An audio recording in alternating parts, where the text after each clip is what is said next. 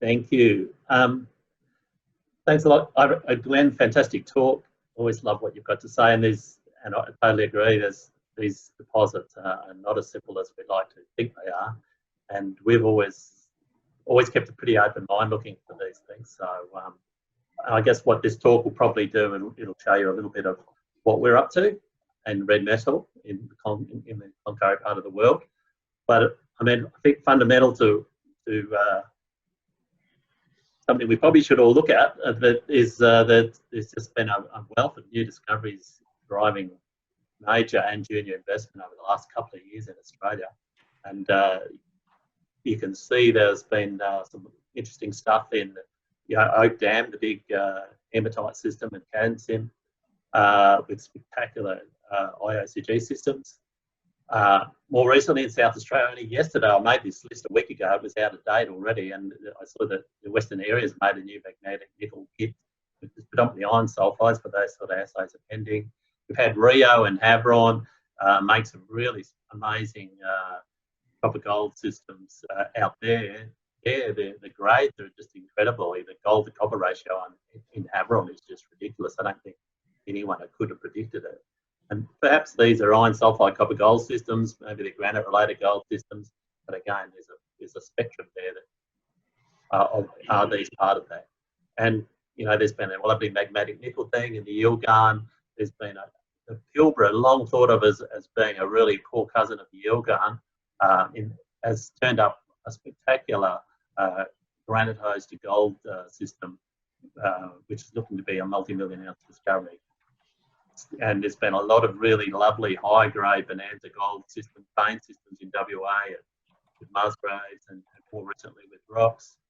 And the list keeps going on, and all this has really just happened in the last couple of years. We've seen Boda, the porphyry system in New South Wales, Foster Bill in Victoria, Thursday Gosling in Victoria. We've had Pina, the expansion of Kelly was just a remarkable discovery story. Jervois is hitting some runs with some interesting new copper and probably an IOCG system, who knows. And I guess Minotaur's Jericho is probably the only recent one in Queensland for a long time. And I guess one thing that's notable about this list is the great tier one jurisdiction of Mount Isa, North West Queensland, isn't faring that well compared to some of the other jurisdictions. And I guess I strongly believe, as probably everyone does in this room, that its day's coming, and I guess I'll just going to show you some of the things that we're doing. Hopefully, might change that. So, who and where? Hopefully, red metal, and hopefully in Queensland. So, I guess I'm going to just we've got this strategic alliance with Oz Minerals, and I won't go into that. I'm just listening to a webinar with Rob Rutherford from Red Metal. Somebody's your Yahoo emails aren't getting through. Can everybody go on mute, please? Thank you. Okay, I can hear someone. But anyway, I won't go into the alliance, but the Oz guys are funding a lot of proof of concept work over the next few years, and for us, which has been fantastic, and that's allowing us to drill test a whole bunch of things. The beauty from the juniors' point of view is that we can get a crack at 49% of what we discover, and that really is important for a junior company, because if people invest in us for the capital growth that comes with discovery, typically that's about $1 billion, $1.5 billion if it's a real classy discovery, and Sandfire and Sirius are good examples of that.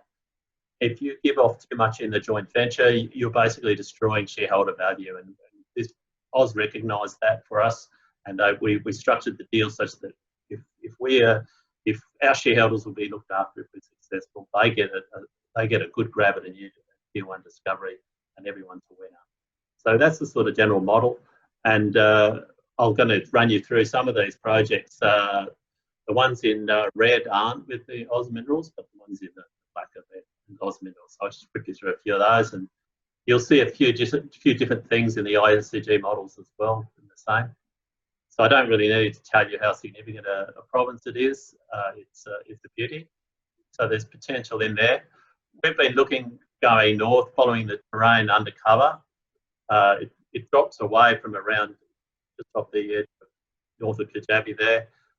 It goes from about, typically 150 metres of cover and right up to the edge of the Gulf, where it's about 650 metres of cover. And we're looking at just doing the first pass, first look stuff. Really, we see it as a bit of a first mover advantage in a lot of ways, because the gravity up here is on 4x4 kilometre spacing. I mean, that's like going into South Australia in the 1970s. The gravity density there, it's just Spartan. So we see that as an opportunity. We've been picked up a lot of these IOCG systems and intrusive centres. We're just doing the first pass, closing the gravity down to 400 by 400 metres, and just seeing what pops out. We'll get some magnetite. We'll get some. This is one example here for Mount Gibson's. We've got a really strong gravity mag response on this one, but this one up here doesn't have a very high gravity response, but it's got a super high mag response. We'll drill that as well. The reason being, we know we're targeted this area because of it's a regional gravity low. It's felsic volcanics in that area. We think the felsic volcanics are extremely important host rocks for dropping out big breccia systems. You don't, and as I'll show you shortly, you don't need a high density to get a reasonable breccia system. This is what we call Corkwood, which is just one of these more shallow prospects here. And again, and I think Glenn knows this one, the Jimmy's Creek is a breccia system. This is this little tiny magnetic anomaly here. Is Jimmy's Creek. This is what we call the Black Cat 4 magnetic target, and this is our Doppler target. The thing that attracts us to this area is that we've got these big porphyritic, felsic, intermediate volcanic rocks in amongst the metasediments in that part of the world. The Jimmy's Creek prospect itself is a small magnetic anomaly, not a large amplitude thing, but it's predominantly red feldspar alteration with the sulfides between pyrite and chalcopyrite with a small amount of magnetite. As you go up further north, people have put holes into the obvious TMI highs, and they've got large amounts of magnetite biotite alteration, very similar to what you see at Ernest Henry. We've got very similar host rocks to what we see at Ernest Henry. And we've got these rather nice breccia systems happening here. But what we see in detail, this is a typical feldspar dominant, quartz feldspar dominant vein fill with pyrite chalcopyrite. This stuff goes 3.5%, 1.8 grams. The SGs on these things barely rate. So running around drilling mag gravity highs, what you generally find is calcilicate altered metasediments, carbonates, and a lot of the gravity low areas have been ignored because of it. But they're the favoured host rocks. So a mag anomaly in a gravity low is actually quite an effective target in a lot of ways. And we drilled the first hole into Doppler, and we faced the same problems that Glenn was talking about.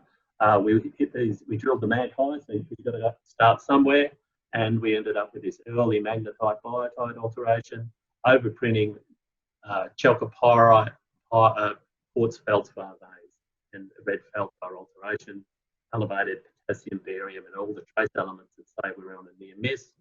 And it's 4 or 5 kilometre long to 1 kilometre wide anomaly. What next? So that's the problem we all face, and obviously the mineral chemistry studies and that they're doing at the moment will be extremely helpful in maybe giving us a few vectors. But what we're doing on the Black Cat target here, again, this is the potassium and barium, and I think thanks to Callum from Newmont for this compilation. But this is potassium and barium numbers are elevated. These are in the felsic volcanics again that we've got in this part of the world. This is the 3D mag model. But you're zooming in, there's lots of anomalous copper and gold in the drill holes that have been drilled on the TMI highs typically, and then the mag gravity highs. But what the district is telling us in this area is that the magnetite biotite early, the feldspar quartz chalcopyrite is later. So if anything, it's going to be a demagnetized zone potentially within this zone if there's a foreground mineralisation here. So, but these little black squares here are where we're proposing to trial MT. We've done MT over the Jimmy's Creek breccia, and we can map it. We think we can detect it. Let Strata did that work with us in joint venture a few years back now. But this area was never properly done in a 3D grid. So we're proposing it. We're about looking to do a 3D grid of MT over this thing, and we put that in for one of your drilling grants there, Helen. So you've been told. And so we'll just see what that happens. We're just playing around with some different ideas of using MT to see through 200 metres of black shale. And while we're on the subject of MT, I'll give you a bit of an example of some of the stuff we're doing with that. You know, we all ask ourselves when we're working in Mount Isa, where's the next big stratiform or strata-bound zinc deposit? And when you find those, you more or less, there's a really good chance you'll find another Isa-style copper cobalt system. These systems are typically extremely pyrite-rich, very thickened packages in middle grabens, full of pyrite, full of reduced rocks. So they tend to stand out. We would imagine that they stand out as quite thick conductive packages. So we've been playing around Esdougal River. We've been looking for the extension of that terrain undercover, and looking to see if there's any more sub-basins down there. Just following that one north. This is the area that we've been focusing in on. This is the shale basin that hosts Mount Isa. It's a flat, texturally quite flat. It's got little low magnetic units associated with the Urquhart shale, and it is quite distinctive from the Isa Creek volcanics that are around it. This is the little low mag unit that we're following along this edge, and there's some folded magnetic stratigraphy out here. This is what we think is one of the major faults, compartmentalised a bit. And there's some EM data, MT data was put out here by Strata. There's some trials, they were looking for copper associated with these gravity anomalies, I believe.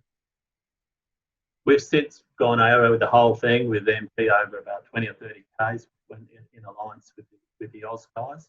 And we've got these wonderful profiles, and we're mapping the conductor under 400 metres of black shale. We're seeing basement conductors. And this is we think it's a bit of a world first. We tried this out down south of Mount Isa, our next Isa project, a few years back, but we couldn't really get any significant conductive responses. But up here, we think we've found a very, very significant reduced basin. And that, when you integrate that with the magnetics, it starts to become a lot more powerful. And if we've got time at the end of this presentation, I can potentially show you some of that stuff. These are in the next couple of months, probably towards after we finish drilling at this Mount Skipper and we get back in the field. We're going to be drilling a couple of these conductors just as proof of concept tests with those minerals. This is just a typical section, highly conductive black shale unit, 200 to 300 metres thick. Then there's a sand unit underneath that. And then we get these big fat conductors, and you can see them continuously from line to line. And we hope that it's another Urquhart shale. We speculate it might be another Urquhart shale style basin, and therefore highly prospective for lead zinc, but also for structural control Isa style copper. We were so impressed with that technology that we've been and we've secured the ground immediately north of Century, and we're hoping to run an regular MT grid across that fault north, looking for potential repeats along the EMU fault with the resistivity changes or something just shows up something a bit different. It's something that's never been done before, but we think the technology's there now. And I guess a red metal talk wouldn't be a talk if we didn't have a quick view on what we're up to at Maronan. I think you're all familiar with this deposit from previous discussions, but basically it's a bedded exhalative carbonate facies lead zinc silver exhalative in a quartz plastic package, and it's been overprinted by a later iron sulfide copper gold system, very much like Jericho and Eloise, which is only 10 or 15 k's away. But the thing that keeps driving us back to this project is that as we strongly believe that there's a opportunity for better, higher grade Cannington style mineralisation down plunge. And I'll show you some. We're starting to, we see zinc. We see high grades of silver as you go deeper, but also the copper and gold system is getting better at depth as well. So we're sort of toying with the idea of trialling 2D seismic. I believe the high size tell us that the device may be in Mount Isa doing a big 3D survey at the Mount Isa deposit, and we hope to pick up on the back of that while the equipment's in town. And this is a typical plan through a series of level plans through Maronan. The blues are the lead zinc lodes. The copper is in this pyrrhotite breccia. It's got copper around the margins, up shallow. But as you go deeper, you start to get the whole breccia is starting to get silica flooded zone is starting to become mineralised. So this is the bedded mineralisation. I've shown you this before, but the bedded, this is what keeps us thinking that there's something significant down there. You get these super high grade, 22% lead, 600 silver in primary banded lead mineralisation. Locally, at depth, we're seeing breccias bringing in zinc. And I think Maronan's notable by its lack of zinc to date, but it looks like it might be starting to show at depth. And so we're hopeful that this is an indication that there's something much, much bigger at depth.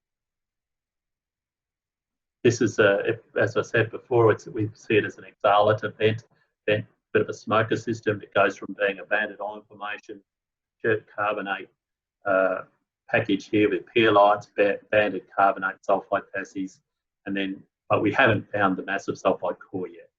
And it's tipped on its side 70 degrees dip. We believe that the potential vent core position is deeper, and that the Maronan resources up here, we see increasing zinc, we see increasing silver grades going down, and still speculate that there's a core down there. If you go to Cannington, there's that 40 odd million tonnes at 15% lead zinc and 500 silver. We'd see that as the vent core, and that this larger 80 million tonnes of 8% lead zinc and 200 silver is probably their vent apron.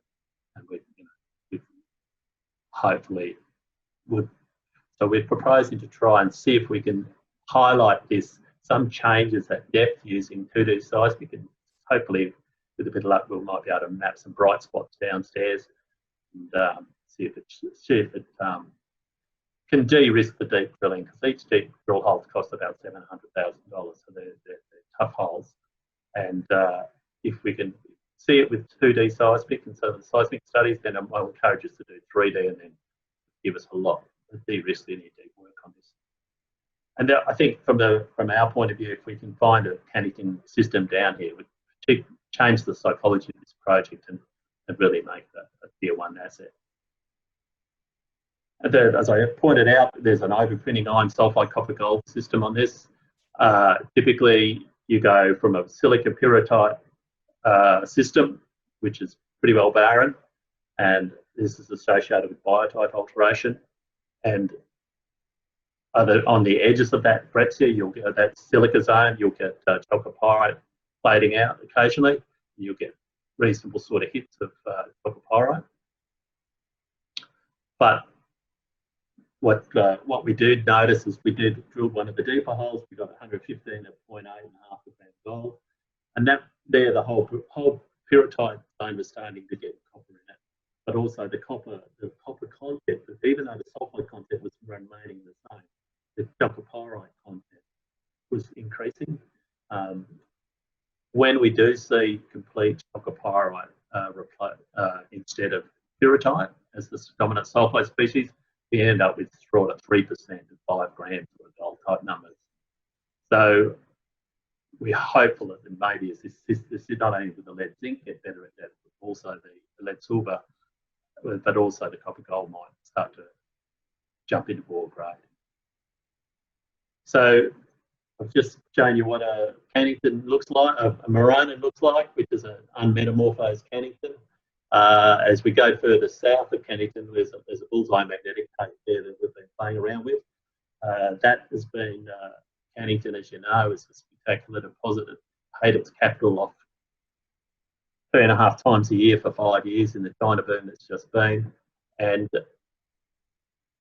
we've got a similar magnetic target that we interpret down here in the magnetically flat mountain or quartzite sequence. It's always been one that's been bugging us. We finally got around to putting a first hole in it last year with Aussies funding. We didn't get the magnetic target with the first hole, but we did get spectacular spotted silmonite cordierite rock plots, which look everything like the stuff that you see in the halo about 100 to 200 metres around Cannington. We were seeing a bit of mineralisation with lead, zinc, silver, and the copper, with a little bit of pyrrhotite. So we think the actual source of the magnetic anomaly is probably pyrrhotite source, and that's why we're stuffing up our modelling when we're doing it because of the remnants. This is some of the other spotted silmonite rocks, the spotty cordierite rocks, which are now pretty heavily retrograded to sericite, no, muscovite. And there's this folded, looks like a folded band of pyritic material, which has got a bit of pyritic. So on that note, I will stop there. I don't know how much time I've got left, Helen. You might have I got enough time to show you a spinning? Oh, please do. Yep, you can have a few minutes to do that. That'd be great. All right. Okay. I'll stop sharing this image. And I'll share a different one. So this.